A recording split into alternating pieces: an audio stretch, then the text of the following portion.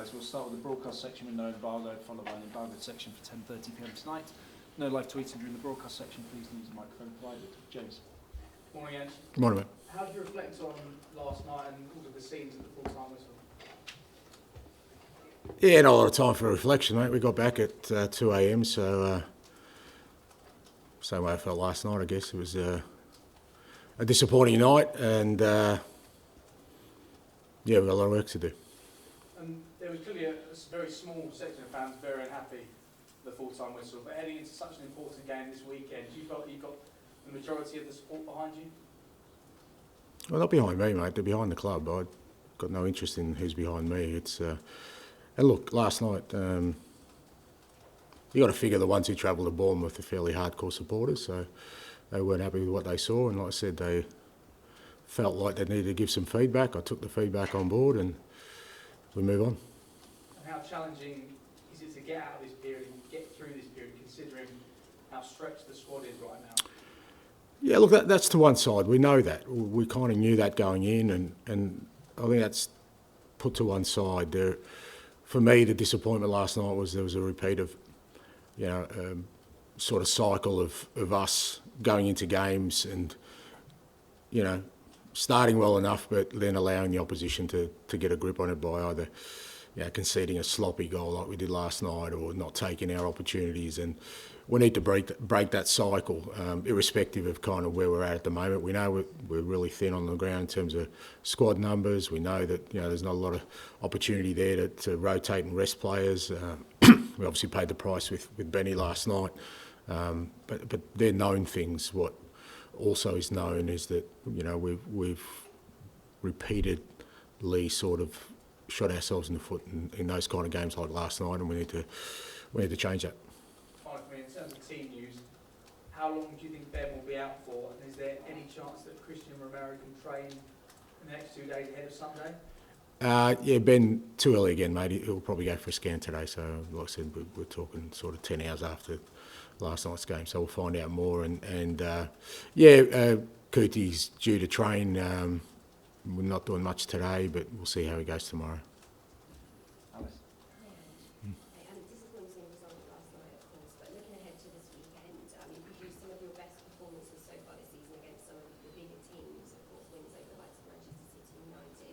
Another big one to come on Sunday. I just wonder how much of an opportunity could this game against Chelsea be to display the best of what your team is all about in front of your home fans? Yeah, to a certain extent, but again, that won't eliminate what happened last night. Like you said, we've done well against the sort of teams up the top end of the table this year. Not just wins, but played really well. Whether that's City or United away or Villa at home. But it doesn't eliminate what happened last night, and that still needs to be addressed. That to one side, like you said, it's a big game on Sunday. They're obviously going really well, Chelsea. They're in a good space at the moment with a fairly healthy squad and in good form. Always a tough game against them, but we are at home, and we need to make sure we produce a performance like we have in the other games. That have been similar. To get something out of it. I know you spoke earlier this week about being conscious not to overload your players so that the energy levels don't drop. I mean, this is an incredibly busy month for the small match, 7 league games for you in total. How do you go about ensuring that performance levels from here on in are where you want them to be? Just by continually to try and prepare the players the best we can. Like I said, we're obviously stretched thin in terms of the squad, and losing Benny last night doesn't help that. We've got European games, we've got Carabao Cup in there as well, so, we've just got to try and manage and prepare the players the best we can to make sure we get maximum performance out of it. You talked about, in your own words, the direct feedback that you received from some fans last night. What is your message to them right now ahead of what is a big weekend to come? As I said last night, no messages. I'm here. I'm going to fight to make sure we bring success to this football club. Nothing really changes. Where there's doubt, whether that's internally or externally, it just gives my resolve even stronger to make sure we get it right. Hi Ange, hope you're well. What you were saying there about... Did you have to read that? That's Hope you're all well. right. No, That's all right. you can just... Okay, thanks, mate. You mentioned there about being determined to bring success to this football club. Does it concern you that the fans aren't necessarily seeing the progress that you get to see from every day and training with the players? Again, the supporters are the supporters. They're invested in this club. You know, whoever's in charge, whichever the playing group is, and they will, you know, feel what they feel, whether they can see what we're trying to do or they can't see what we're trying to do. You know, I can't change that materially without there being evidence on the pitch that they can see. Now, if they can't see it at the moment, then it's up to me to make sure that they do see that. And you mentioned about the cycle of a group are in terms of starting games as well and then letting teams back into it. Have you managed to get to the bottom of why the team are struggling in terms of that inconsistency? No, not yet, but we'll keep sort of searching for those answers. Look, some of it in sport is just around, you know, a competitive squad where you know, there's competition for places that keeps people on edge all the time. We don't have that at the moment. Haven't had that for a while. So, but within the absence of that, we've got to find other ways to make sure the players are clear on their responsibilities. And lastly, you asked about Kingmin's son earlier this week.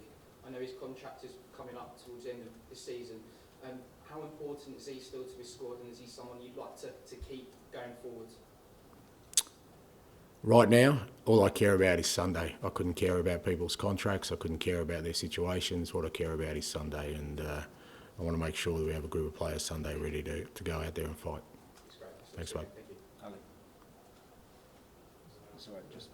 I'm sorry that I have this too personal or anything, but I just wonder, after a defeat like that and a tough time that you're going through in terms of kind of finding solutions to this, is that something you kind of process yourself? Is that something you kind of work with your coaches or a trusted circle that you kind of work through things like that? Nah, it's me, mate. It's me. Just take it on each other. Well, it's me. I'm the one responsible for it. There's no point in the toughest moments, you know, palming off the responsibility to other people. I'm the person in charge. I'm the person that's set us off in this direction, and I'm the person that needs to fix it.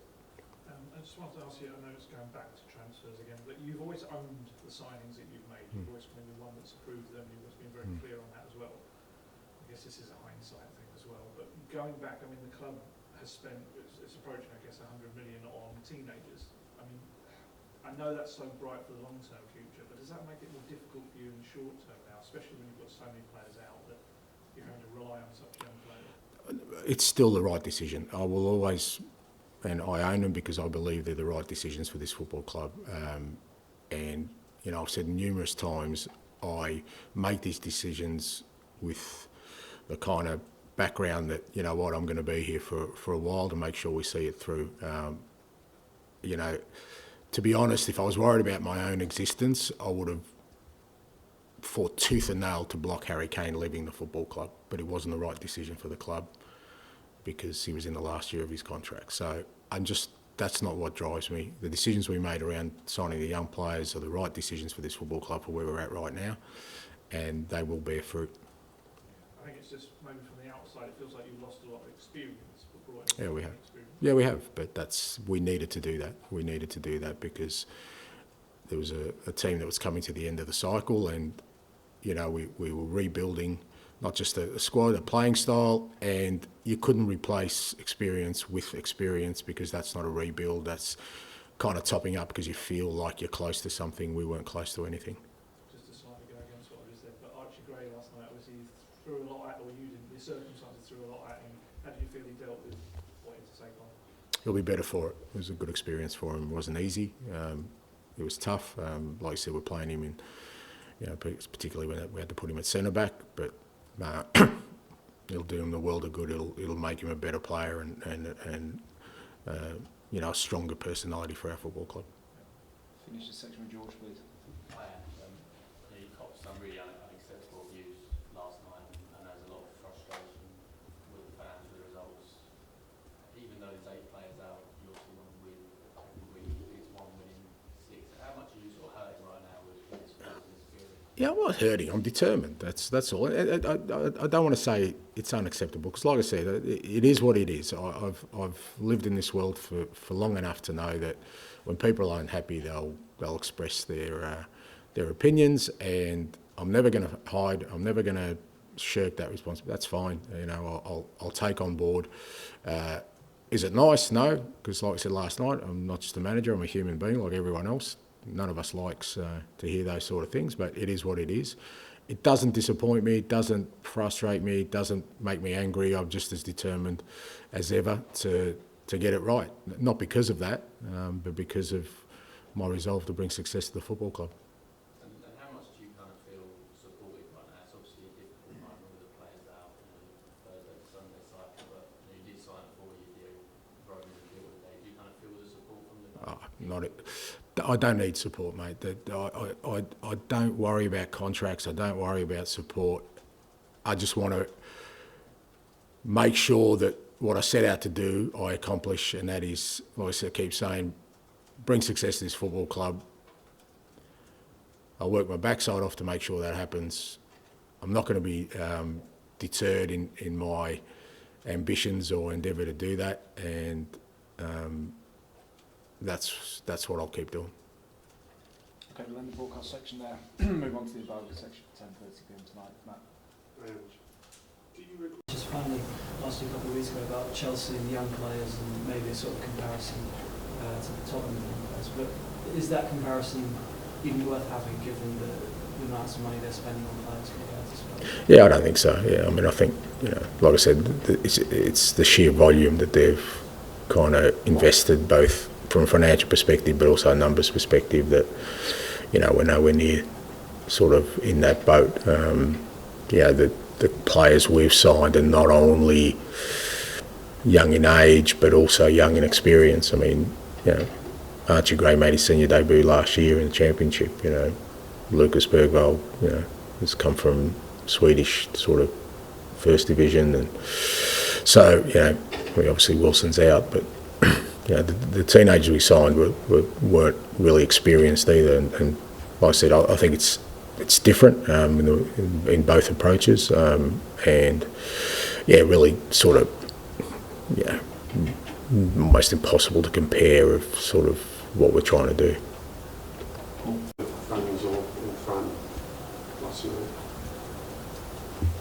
No, like I said, they felt like they needed to give me feedback, so I thought I'd get close enough for them to be able to make sure they were heard.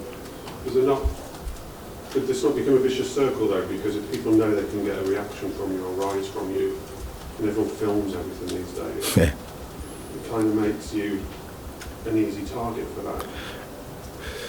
Hopefully after 18 months, Matt, you realise that I am who I am, mate. I don't really care. I mean, whether people think I'm an easy target, soft target, I'm not going to shy away from it, mate. I've fought my whole life, and I'm not going to race down a tunnel because some people feel like they need to give me some direction. It doesn't bother me. It doesn't. And from my perspective,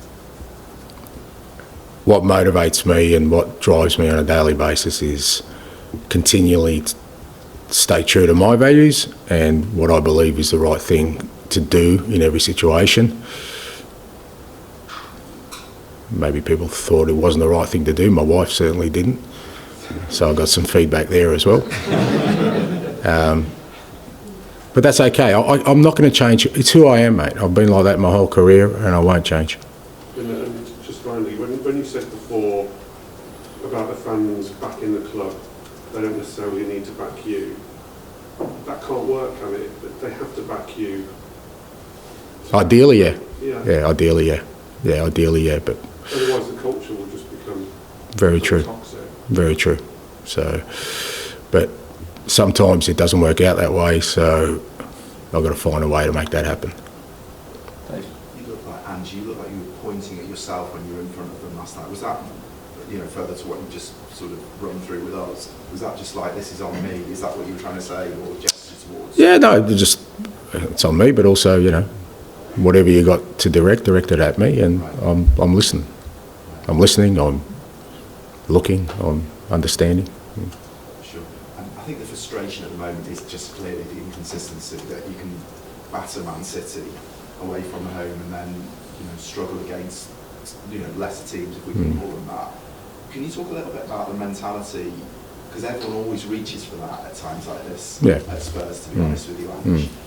Can you talk a little bit about whether that is a part of this, or if it's something else? Or Well, it's a funny one, because if you talk about mentality, you'd think that mentality would be, well, you know, against the big teams you come up short, you know. So, and I just, you know, I didn't go into this job that I felt like there was something institutionalised here that will stop this club having success. I just don't think that way. I think everything while I'm here is in my control. So I'm not going to, again, palm off responsibility to whatever we're going through to things that have existed in the past.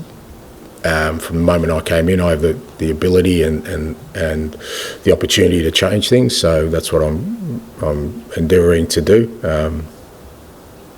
You know, and I think you're right. You shouldn't say that. You know, the key is to understand that Bournemouth aren't a lesser team. They've beaten City and Arsenal at home. So we knew it was a tough game last night, particularly, you know, in the spell we're in at the moment, where we've got a lot of football with a thin squad, and we prepared ourselves for a tough game. That was going to be tougher than any other game we were going to face last night. And the disappointing thing is, like I said, in a game where we started well, we once again allowed an opposition to play the game on their terms by us lacking discipline and conviction in a key moment. And we can't keep doing that. So just finally, is it a physical thing as well, or is it, we're talking about mentality here in a way, but is it everything? Yeah, look, it's a bit of everything, but it can't be a physical thing when it happens early in the game, I don't think. You know, I think it's not a physical thing. It wasn't, like I said, we started the game well. It's not like we started sluggishly. You know, the first two chances of the game fell to Decky and Dom, you know, two chances where you're going, okay, we started the game really well, and it's literally the first time they go up, they get a set piece, and you know, they score under post header. I mean, that kind of tells you that that's you can't go into a game like that and allow the opposition then to take control of the game. And I mean, a lot's been made of the fans' frustration and inconsistency. But you as a manager, you're used to winning. You had it at Celtic, in other clubs and countries. Talking about to Ali earlier about having it all on you and not sharing with anyone else. What is it like for you personally, having this frustration? You know, since that Chelsea game, 18 wins, 18 defeats, dealing with that as someone who's so used to win? Yeah, it doesn't sit well with me, and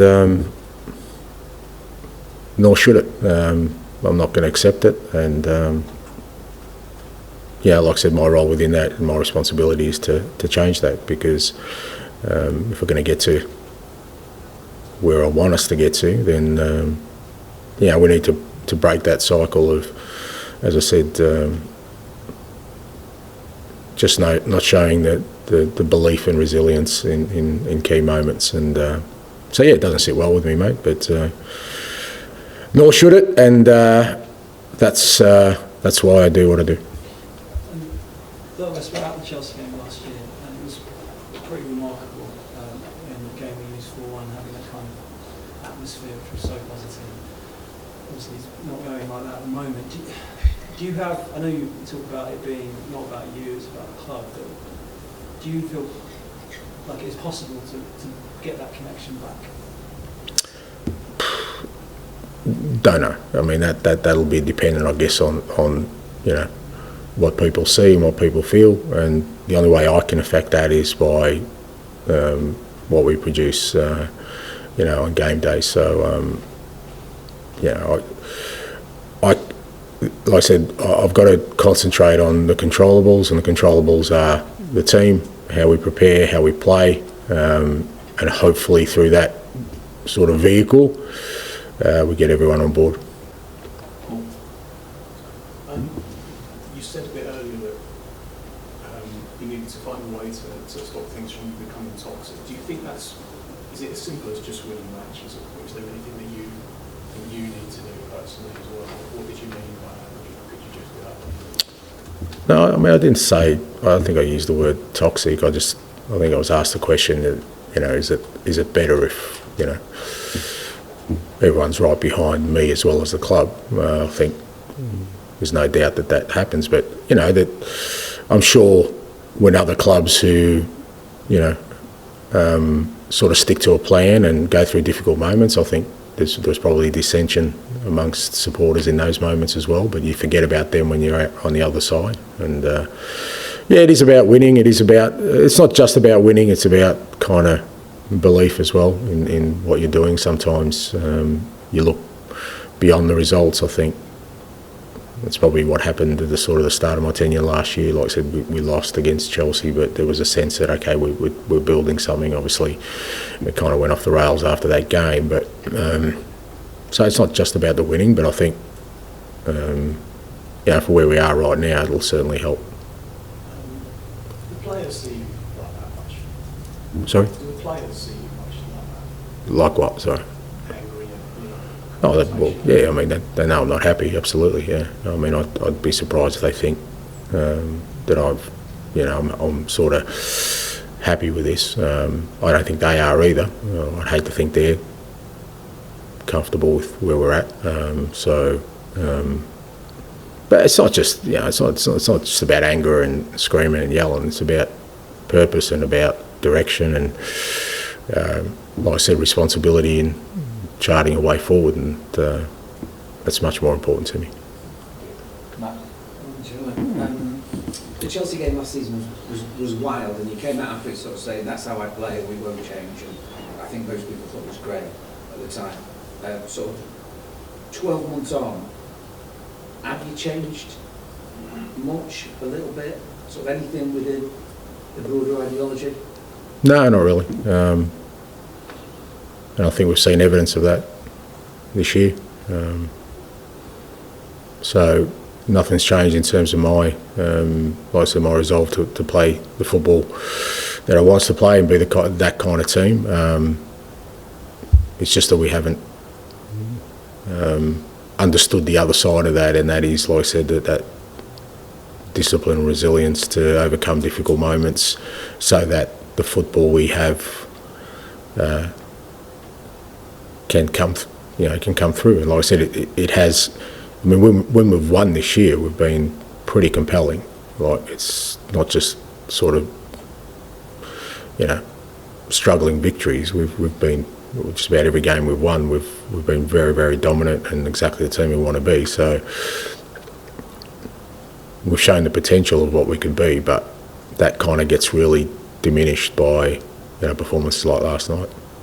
When you lose, the knee-jerk criticism from, I guess, the phonemes or punditry reaction is you've got to change and there's no plan B and you're stuck. Yeah. That's the problem.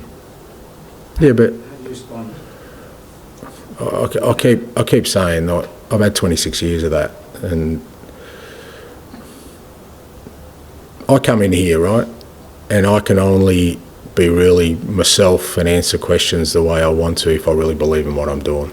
And I'm not going to change my values, I'm not going to change my beliefs, I'm not going to change my sense of purpose or the way I do things, because then I can't come in here and, you know, defend what I'm doing. I can defend this till the day I'm gone if I'm doing it my way.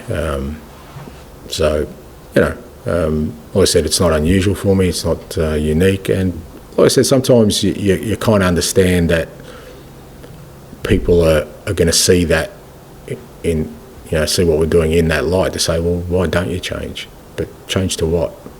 To, you know, change to something somebody else was doing or somebody else did? Or I was brought here to do it my way. Otherwise, what's the point of me being here? Finish with Dan, please. And just sticking with youth and experience, quite striking you talk about Archie and Lucas there. You did lose guys like Emerson, Lo Celso, Højbjerg in the summer, who were kind of experienced Premier League players. As it stands now, do you have a stronger squad than you did in the second half of last season? Or have you had to take a step back in order to kind of take two forward in the future? If everyone was fit, yeah. But where we are right now, no. I mean, it's pretty evident. But, you know, if Vicario, Van der Ven, Romero, Bentancur, Richarlison, Odegaard,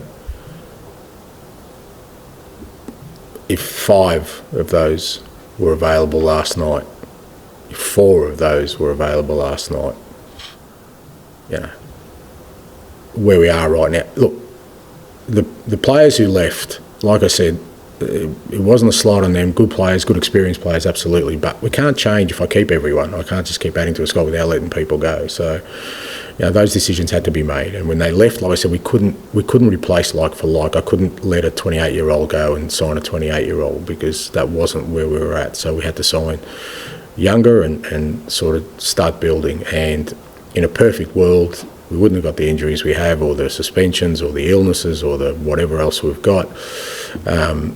And the squad would look, you know, a lot healthier. But where we are right now, I mean, obviously we're nowhere near the level we need to be. And just on Romero, a couple of weeks ago, you seemed kind of optimistic that he was over both the problems he had. But is he just taking long? Yeah, it's just he just hasn't been able to feel 100%. But like I said, we're closer now, so I think it's definitely light at the end of the tunnel, and you know, that's the first thing that he feels more comfortable, and yeah, hopefully be available soon. Might you have to ask him just to do a job against Chelsea, given that Ben might be out? I don't think I need to ask him. I think Cootie's the kind of guy, if he feels he can get out there and help us, I think he will. I won't have to sort of twist his arm for it. Great. Thank you.